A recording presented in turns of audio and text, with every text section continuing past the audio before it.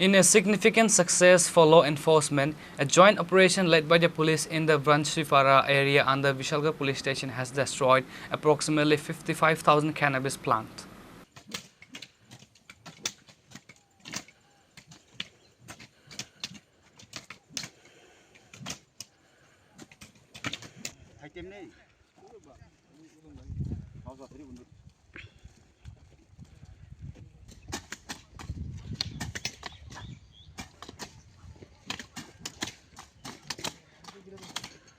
The large-scale anti-narcotics drive took place on Monday morning and continued until the afternoon. The operation was led by Vikas Santiyar, the Sub-Divisional Police Officer of Bishalgarh. The coordinated team involved multiple agencies, Bishalgarh Police Station, TSR, including female personnel from the 14th TSR Battalion BSF, Chorilam Forest Department staff and CRPF.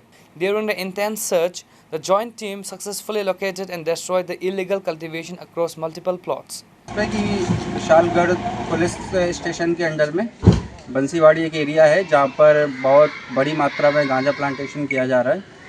तो उसी को लेकर के एक red plan किया था जिसमें police के साथ साथ में TSR, CRPF और BSF, फॉरेस्ट डिपार्टमेंट सभी के कोलैबोरेशन से इस ऑपरेशन को अंजाम दिया गया। तो अभी सुबह 5 बजे के अराउंड हम लोग ने उस चीज़ के लिए मार्च किया था और काफ़ी मशक्क़त करके काफ़ी कुछ गांजा प्लांटेशन को डिस्ट्रॉय किया है।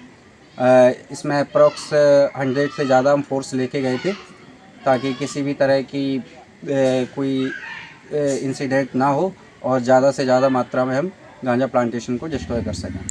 अभी फॉरेस्ट डिपार्टमेंट और बाकी जो भी फोर्स है उसके एक एस्टिमेट के अकॉर्डिंग अप्रॉक्स 25 प्लॉट्स डिस्ट्रॉय किए हैं, जिसमें एक रफ आइडिया है कि 55,000 प्लांट्स डिस्ट्रॉय किए होंगे।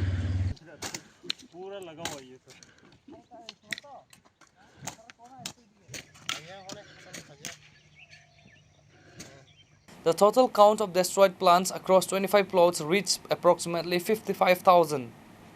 Reported by Jivan from Bishalgarh, Chini, Khorang.